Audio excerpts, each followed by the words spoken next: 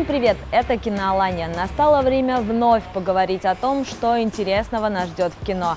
Тем более, что на этой неделе все новинки как на подбор. Ну что, поклонники Тарантино, дождались. 9-й и вроде как предпоследний фильм маэстро наконец дошел и до российских кинотеатров. Фильм «Однажды в Голливуде» уже неделю наводит шороху по всему миру. Теперь и мы с вами имеем возможность оценить его по достоинству. «Однажды в Голливуде» – кино о многом и ни о чем конкретно. Два главных героя – актер Рик Далтон, чья карьера стремительно рушится, и его верный дублер Клифф Бут. Они вместе пытаются вернуться на голливудский Олимп в быстро меняющемся мире кинематографа. Далтон и Бут – персонажи вымышленные, но их история разворачивается на фоне совершенно реальных событий с реальными людьми. И здесь важное значение имеет актриса Шерон Тейт, жена режиссера Романа Полански, а также Чарльз Мэнсон и его секта «Семья». Их история в Штатах известна практически каждому, однако в России вряд ли. Не знаю, можно ли назвать спойлером рассказ об истории 50-летней давности, но здесь я ее говорить точно не буду. Все, кому интересно, Google в помощь. Дабы избежать спойлеров, давайте сосредоточимся на околосюжетной тематике. Мы все прекрасно понимаем, что одного имени Квентина Тарантино достаточно, чтобы затащить тысячи людей в кинотеатры. Но «Однажды в Голливуде» он не единственная звезда. Главных героев здесь играют Леонардо Ди Каприо и Брэд Питт. С обоими Тарантино уже работал. Лео играл у него Келвина Кенди в «Джанго освобожденном», а Брэд Питт сыграл лейтенанта Алдо Рейна в «Бесславных ублюдках». Но этим список знаменитостей не ограничивается. Марго Робби в фильме перевоплотилась в актрису Шерон Тейт. А еще здесь появляются Аль Пачино, Дакота Фаннинг, Эмиль Хирш, Люк Перри, Дэмиан Льюис и многие-многие другие. Вы хоть осознаете концентрацию звезд на 1 квадратный метр? С ума же можно сойти. Актерская игра – одна из сильнейших сторон «Однажды в Голливуде». Ну и, конечно же, фантастические диалоги – визитная карточка Квентина Тарантино. Он один из немногих авторов, который умеет писать так, что совершенно обыденные сцены становятся интересными.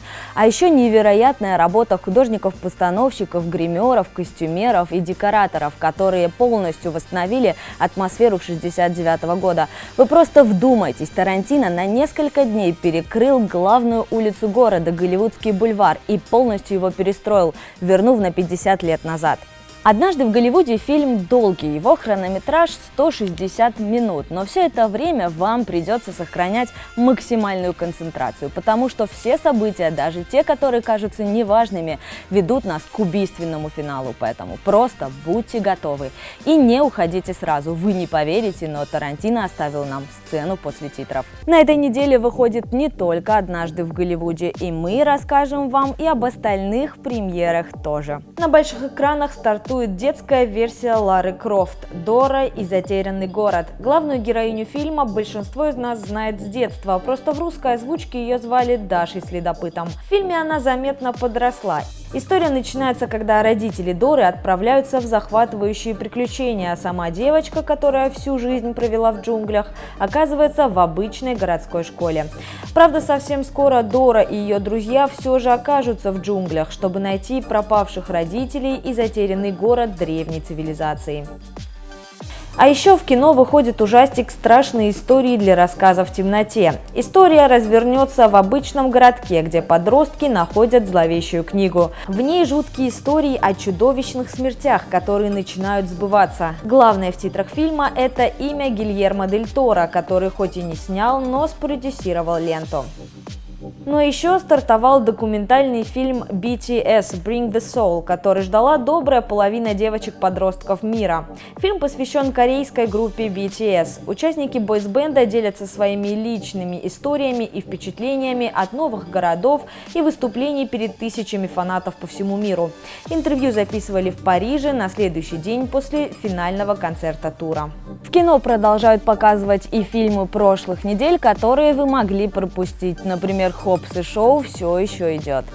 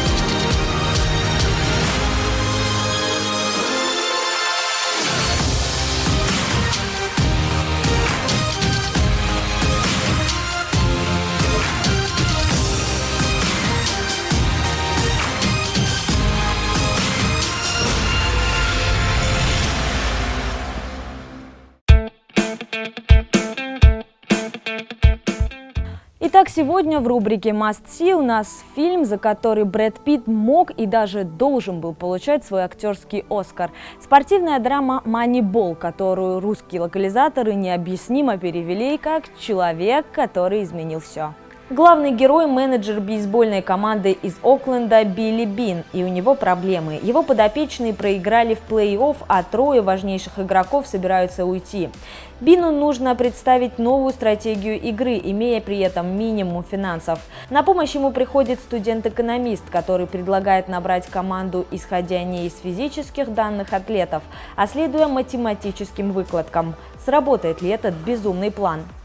История оклендской команды реальна. В 2003 году ее в своей книге описал документалист Майкл Льюис. Уже в 2004 студия Sony выкупила права на ее экранизацию, а затем у проекта начались проблемы. В итоге на большие экраны лента попала лишь в 2011. За 7 лет работы в проекте сменились несколько режиссеров и сценаристов, и итоговым автором текста стал признанный мастер говорильного кино Аарон Соркин. Он же писал «Социальную сеть», «Стива Джобса» и «Большую игру». В конечном итоге именно Соркин сумел соблюсти баланс между драмой, спортом и юмором. И все же главной звездой этого фильма является, конечно же, Брэд Питт. Его роль в «Маниболе» критики называют одной из лучших, если не лучшей в его карьере. Повторюсь, он обязан был получать за нее Оскар, но на той церемонии его обошел Жан Дюжарден, который получил статуэтку за роль в «Артисте». «Манибол» вроде бы фильм о бейсболе, но не совсем. Он скорее о людях, которые создают игру за пределами поля. И несмотря на то, что бейсбол – игра довольно чуждая российскому зрителю, этот фильм вас точно захватит, потому что здесь игра не главная. Куда интереснее конфликты, истории и диалоги. Каждый монолог здесь как произведение сценарного искусства. Мы все привыкли к стандартному скелету спортивных драм. Команда лузеров сначала проигрывает, потом приходит новый тренер. Сначала у команды и у тренера отношения не складываются, но потом путем многих поражений и побед они становятся друзьями, а в финале поднимают над головой заветный кубок или побеждают в невозможном матче. Так вот, в случае с «Маниболом» все вообще не так. Здесь нет пафосных речей или большой дружбы, зато очень много цифр и прагматизма.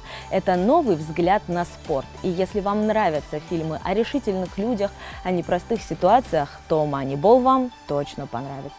Ну а у нас на этом все. Смотрите хорошие фильмы и увидимся в кино.